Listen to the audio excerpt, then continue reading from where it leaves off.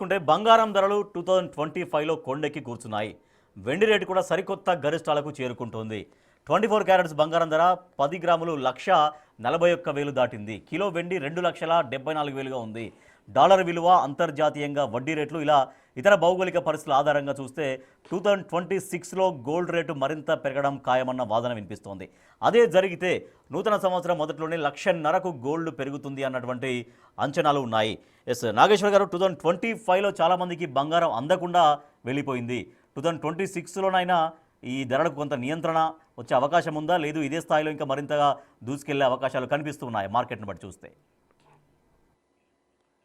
అంటే gold prices పైన speculate చేయడానికి ఒక ఇబ్బంది ఏంటంటే, నా విశ్లేషణ చూసి ఎవరైనా కొన్నా కొనకపోయినా వాళ్ళకి జరిగే నష్టానికి నేను బాధ్యునవుతాను. అందువల్ల నేనేమీ అంచనాలు వేయను, కానీ మార్కెట్లో ఉన్న అంచనాలు మాత్రమే చెప్తాను.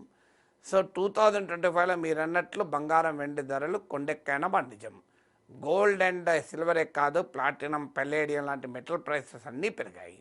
అందులో మన దేశ రూపాయి విలువ ఘోరంగా పతనమైంది. Asia's worst performing currency 5 to 6% మన రూపాయి విలువ పడిపోయింది.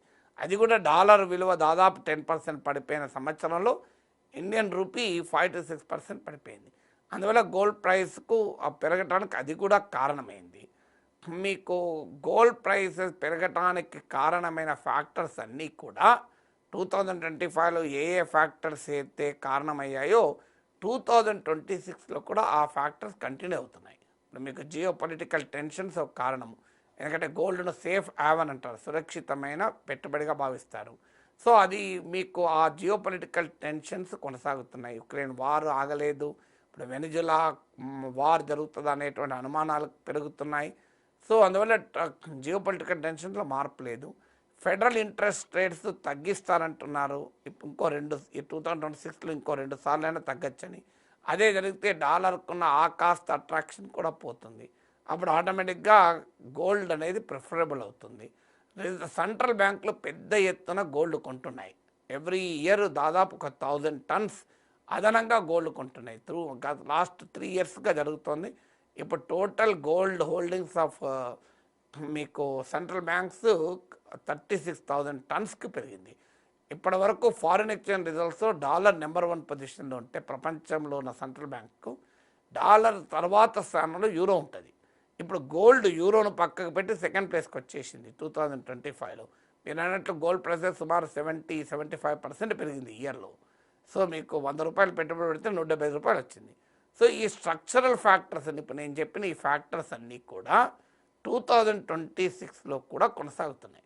అందువల్లనే 2026లో కూడా పెరగవచ్చు అనేటువంటి అభిప్రాయాలు వ్యక్తమవుతున్నాయి. బట్ స్టిల్ నోబడీ కెన్ డిసిసివ్లీ సే, ఎందుకంటే ఈ పరిణామాలన్నీ మన చేతిలో లేవు. ఎప్పుడు ఏ పరిణామం ఇప్పుడు ఉక్రెయిన్ వార్ ఆగిపోయింది అనుకోండి, సడన్గా గోల్డ్ ప్రైస్ తగ్గిపోతుంది మీకు. అందువల్ల ఈ పరిణామాలు ఎటువైపు వెళ్తాయనేది ఎవరమూ చెప్పలేము.